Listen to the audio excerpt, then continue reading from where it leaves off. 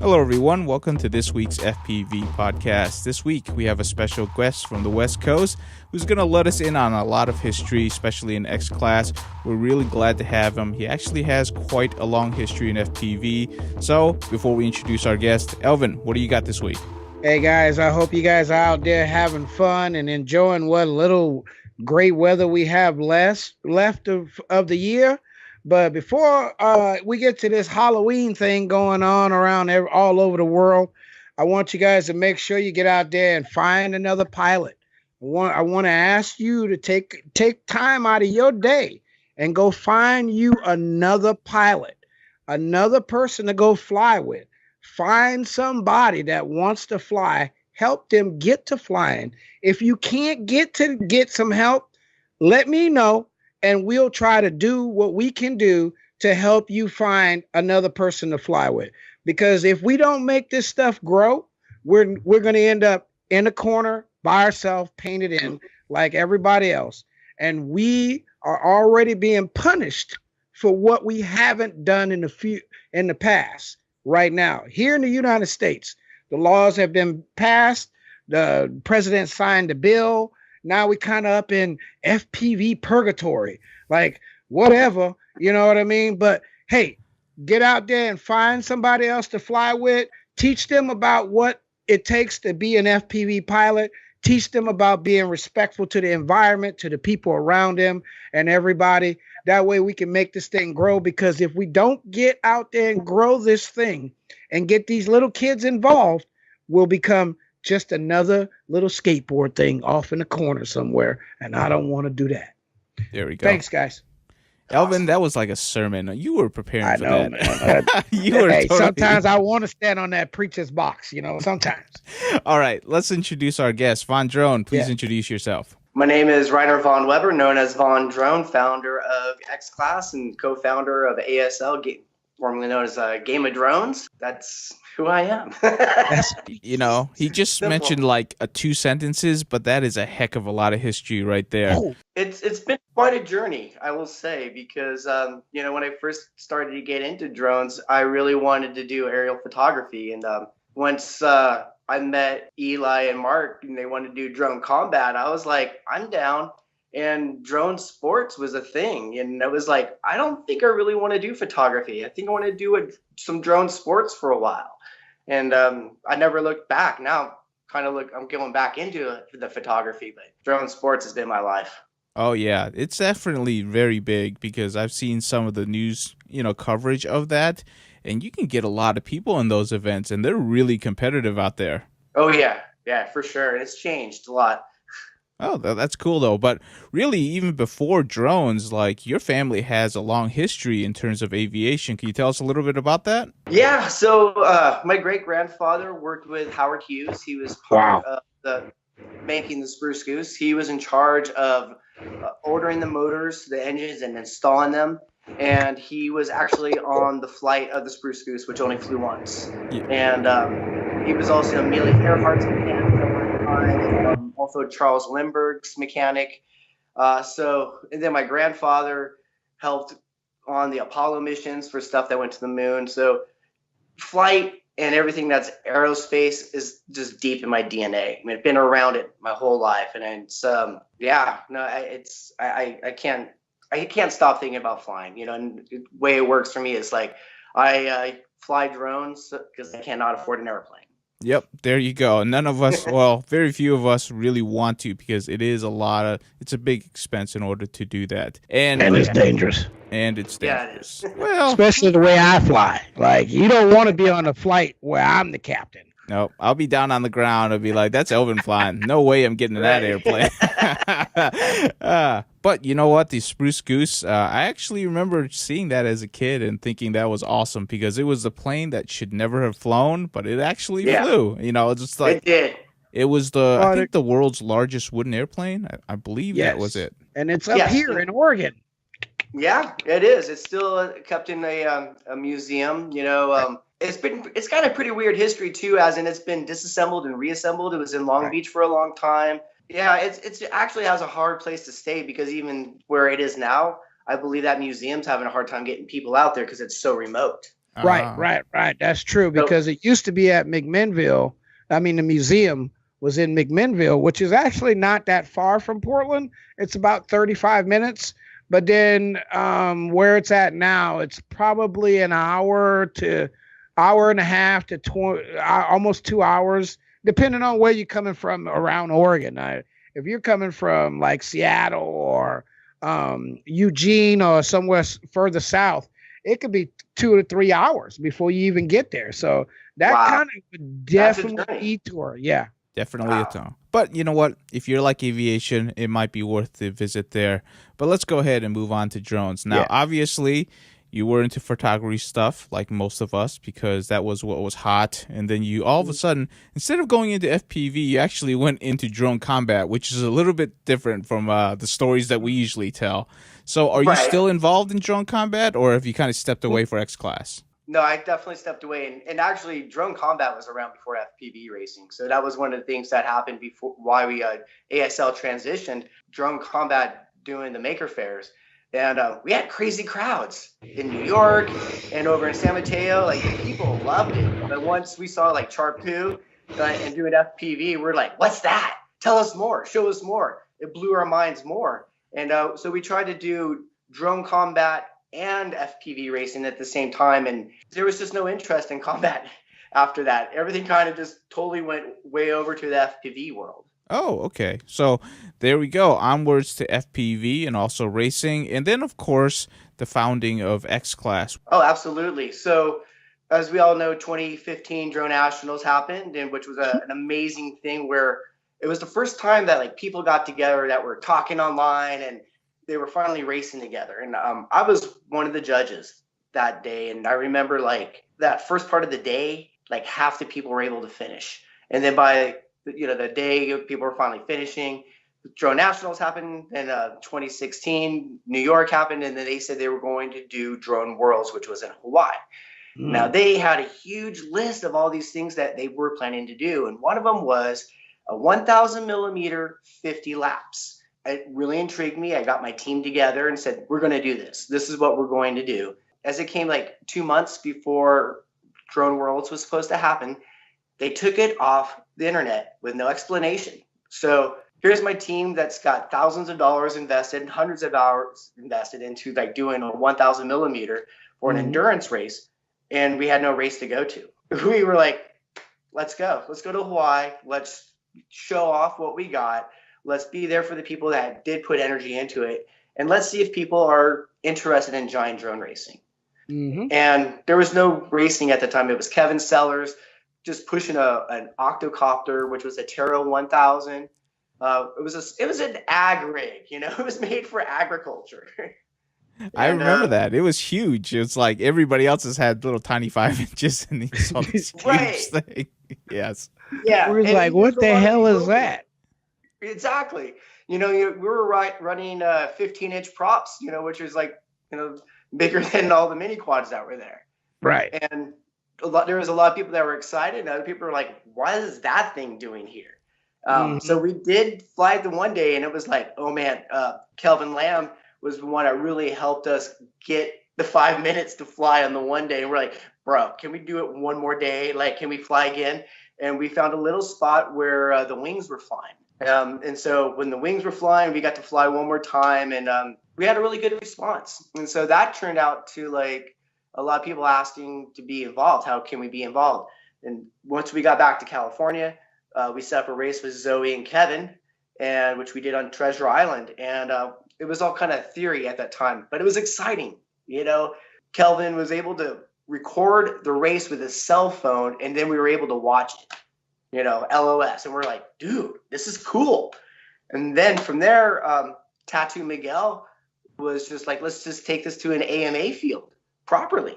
So Zoe, Tattoo Miguel, and I, we went over to the Flying Electrons in Livermore, and they gave us a 5-hour window to do a race. It was basically Team VonDrone and Colby that showed up. And then Colby he was doing laps around us. He was incredibly fast. So it was cool that we were able to do it all in concept. And from there, we just did the year. We basically set it up that we wanted to do one race every 3 months. So that way it's seasonal, quarterly, and that way we're always just in the mind's eye, just doing something forward. And that way we try to get more interest. And it's been kind of tough because we were like, look, we're just going to go to AMA fields. And certain fields were like, no. Listen, the 5-inch guy is okay. We might be able to see that. This flying lawnmower, no. Nah, exactly. But when you go to like the flying electrons and they're rocking their pulse jets that are like 6 feet, X-Class is small potatoes to what they rock over there. Oh, yeah. So we fit in really well. Those things are so expensive and they're so fast. You blink, it's gone. Yeah.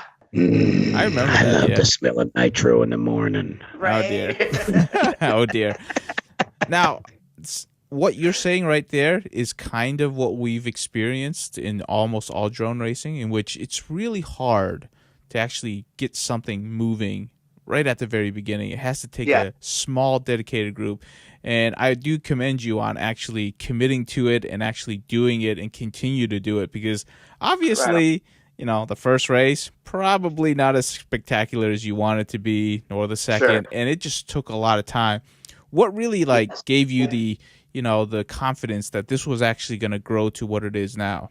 It's just bigger than me. I'm just a catalyst. You know, it's like I have my grandfather that I look up to, like the Spruce Goose. I'm like, he did great things. I wake up thinking about flying, and it's just like FPV drone racing. I really like it, but the reality for me, they're really hard to follow and track. And even for knowing what's going on, you're like, who's in first?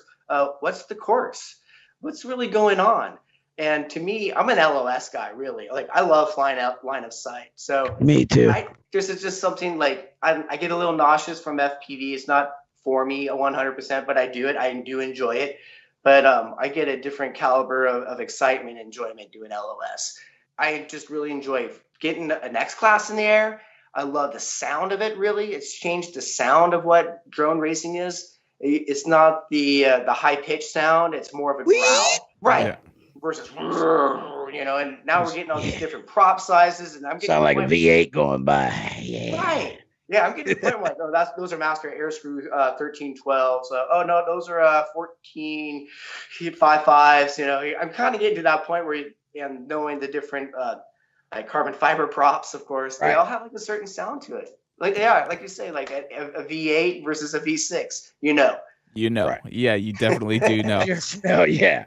So, like, after the first season, you know, just going by with X-Class, where were you at the end of the season? And then how did you push forward into the next season? Because, like, you know, after the first season, that's usually when things die or things continue to grow. So, like, obviously you pushed on. So, like, what was the plan, you know, going into the next season after the first original one?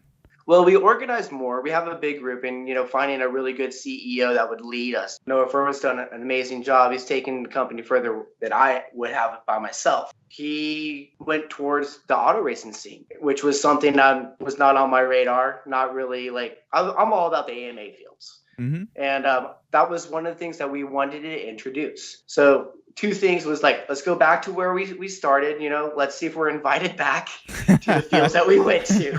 That was a big question. We're like, so flying electrons, they're like, please. And then West Coast Throwdown, it was like, that's just part of my pilgrimage now. So they were like, great, we got 2 races already set up for the year. We had another AMA field that was set up for Sacramento. We unfortunately had a deluge that came out that we just got rained out. We actually had flooding.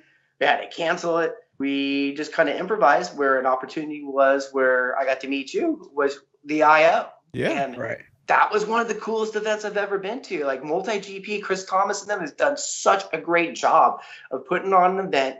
And it's at the AMA headquarters, which, again, I have so much love for the AMA because of the AMA, X-Class exists. Because there's nobody else would be brave enough to take us on.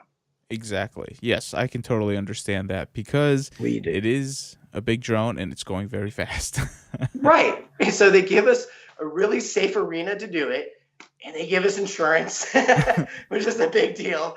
Right. But we're surrounded by professionals of like, there's your pit area, there's your power, there's the barbecue, and you stay over there. You know, like we're surrounded by old timers that have been around it and other professionals. So the AMA really is a big reason it gave us also the confidence to continue on. Being in California, there's some fields that are around, some are abandoned, but across the United States, there's a lot of AMA fields. Yep, definitely. So tell us a little bit about your team, because you definitely started an X-Class team called Team VonDrone. What was the inception of that? Actually, drone combat.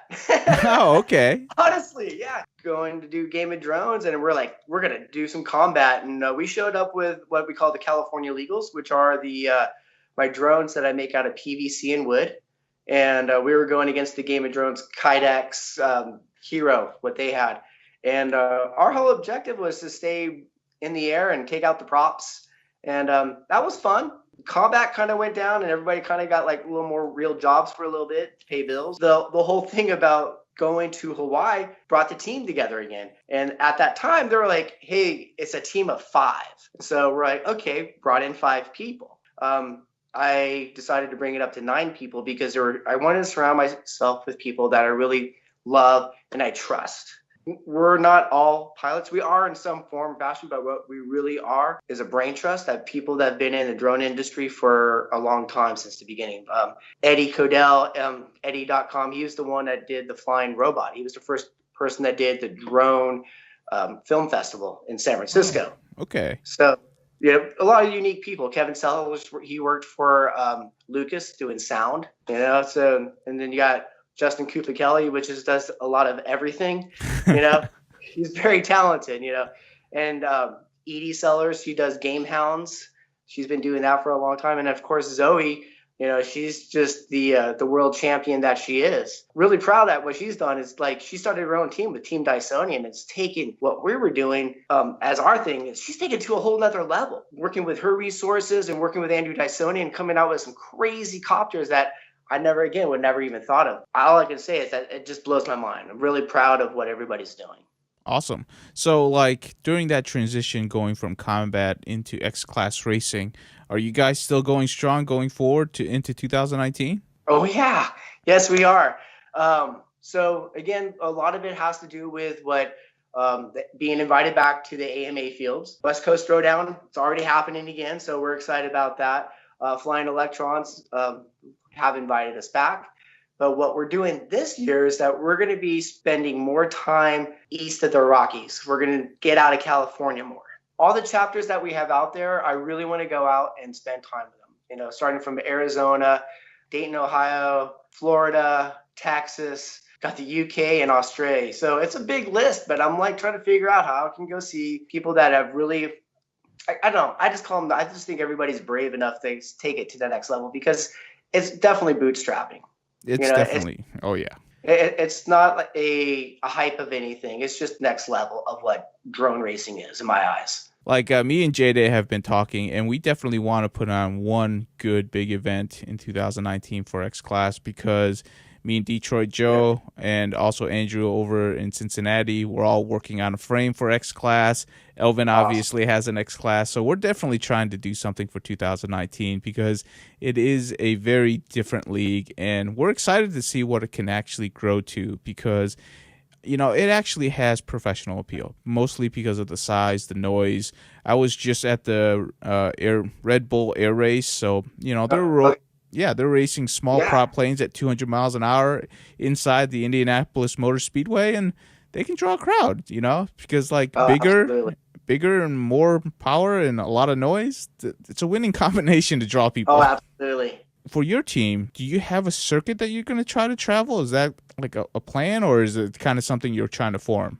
We have races that are already set up. We got the Mega Drone X. That would be our first season race.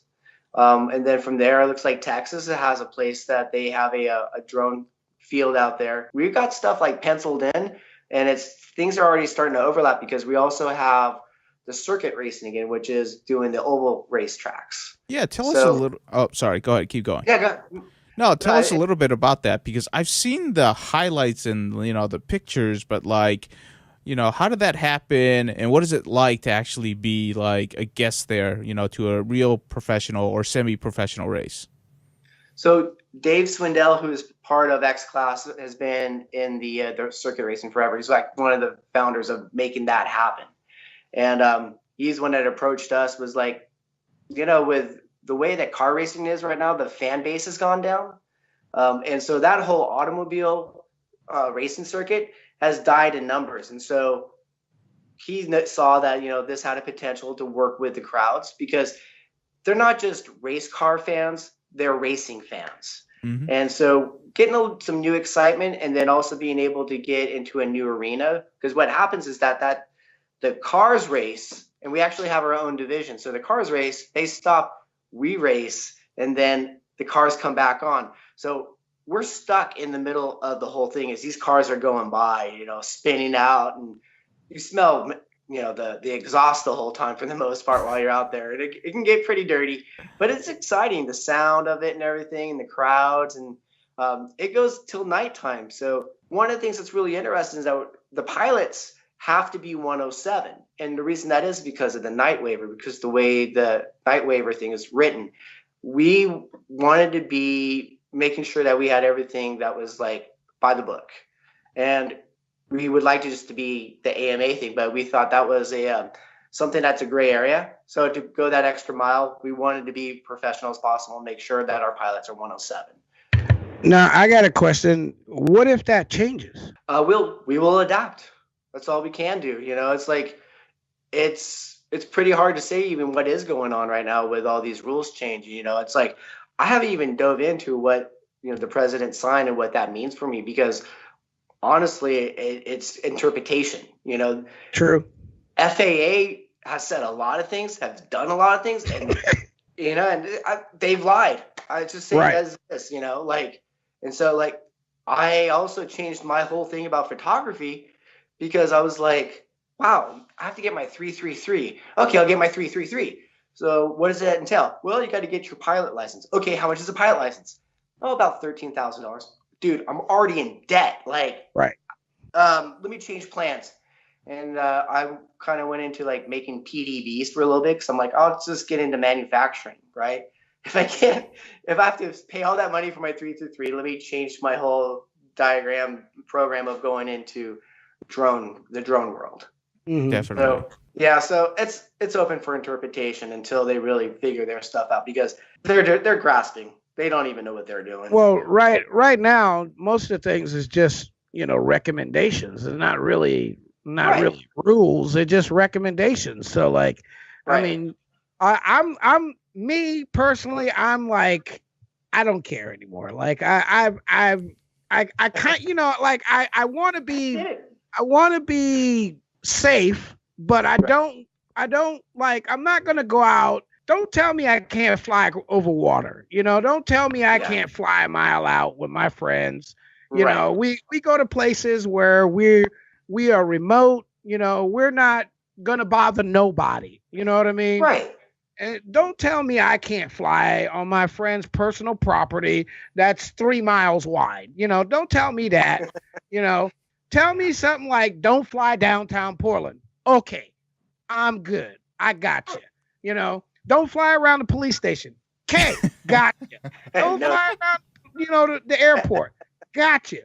But don't tell me I can't go out to my friend's farm out in the middle of nowhere and climb up to 30,000 feet if I want to, as long as there's no other aircraft within that area. Now, if I'm doing that, I call it the no harm, no foul kind of law for me. You know what I mean? There was a time in the United States where you could do stuff, and if the officer that showed up said, you know what, no harm, no foul, hey, everybody's good, right? Absolutely. What happened to that? I mean, still there's people out here with common sense, taking time. I practice, I test every damn thing. And sometimes shit happens. I got my hands cut up the other day, and and there was nothing I could do about that. It just happened. The thing was, is I was smart enough to understand what I needed to make sure happened when the situation was going on. And that's the difference between the experienced pilot and the guy that's not experienced. He doesn't know what to do. He's not thinking ahead of the time. So here I am that guy. I'm taking my time. I practice everything. I test everything. I'm going to do what I've been doing. I'm not going to stop flying FPV a mile out, 2 miles out, 4, 5, 6, as long as I'm in the appropriate area where everyone around me is as safe as can be. I think that's not a big deal. With you 100%, man. Yeah, no, I think about like doing balloon stuff, and it's like you go out to the desert, like Right. one of the things I would love to do is like to take 2 X-Class, put it on a balloon, and then drop it from the stratosphere and see who gets to the point A first, right? Like, I'm like, that to me is like entertainment, but it's Right. like how much red tape I would have to go through to do that. That's some like Red Bull extreme stuff right there. You Yeah. should pitch that. They might But go you would after watch that. it, right? Yeah. Hey, Red Bull's all about extreme stuff. That's what I know. But hey, it is pretty cool that you're pushing ahead with X-Class and you're committed to that. Best of luck to you in 2019. And if you're a Megadrone, we're definitely going to be there. So we're definitely going to try to hang out and do some stuff. Well, since Elvin has an X-Class now, I hope he will. Yeah. Well, Hey. I talked to Frank. Okay. And I'm down for a demo. Man, Cool. what you did with the X-Class at the West Coast Throwdown, Oh, man. I thought, like, at first I thought, who the hell is flying that damn thing? I'm like, he beating the shit out of it. Like, I'm like, and then somebody said, Al, is that you? I looked down, I'm like, no, I don't have a radio, man. And I look over and I said, oh shit, look, Reiner's tearing that thing up. Thanks, I was Elvin. impressed. Thank you. Really appreciate that. Yeah, no, yeah. I blame Cardi B too, because the music and the sound system was like, it was just, that's what the West Coast Throwdown is. It's like, it's very organized, but it's very freeing. For us, our race course was around the trees, which was for us was amazing. We were like, nope. Zoe set up the course. She's like, those 2 trees, that's your gate, and that one's the flag. And then we went through the forest, and then we had like 2 flags in the whole thing, really. But it's pretty freeing like that. So if anybody wants to do a pilgrimage to Oregon, it's happening again next year in August. So one of my favorite events. Definitely. But thank you, Alvin. Thank you. You're welcome, man. And if you come up here, man, I was shocked. To tell you the truth, the West Coast Throwdown shocked the hell out of me. I was stunned by how well Derek then put on the show and how well the race went, the freestyle events, the course. It was just a fantastic place. The venue was more spectacular. If you got away from the race and you went out flying, you would have found some amazing stuff to fly. We were stunned. Next year, I will be personally taking Y on a tour around Oregon, to show him how, man, it's a beautiful place. And it's one of the most outstanding FPV points in Oregon.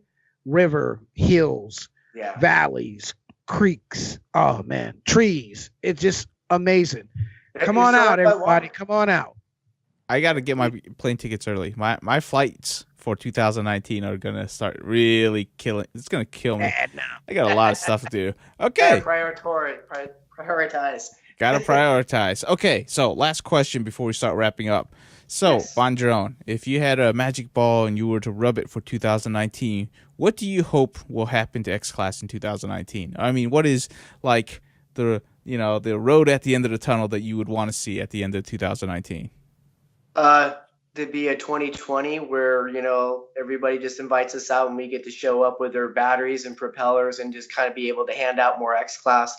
I just wanted to be more of a foundation of like, we're not going away. That's just what it is. We're all driven by something that's bigger than us, I would say. I wake up and I think about flying, wings, drones, whatever. Like I just want to fly, and I really, like what Elvin said in the beginning, like if you have somebody, you want to have somebody start flying, like we just want to be out there getting people to fly. It's been an honor to get some of these people that have been flying minis and put that in their hands and them going, oh, I get it now. It's not a hype thing. It's definitely a sensory thing that goes along with it too. The seriousness of like, ooh, this is dangerous and ooh, exciting and all. Well, it taps into those senses. So yeah, that would be my magic ball, to be invited back to a 2020 just to know that it's happening. That's awesome. Hey, you know what? You come visit us here in Louisville, so I do have to make a pilgrimage out to the West Coast because I've been promising Elvin. I've been doing that. It's just scheduling is a bit of a bear sometimes.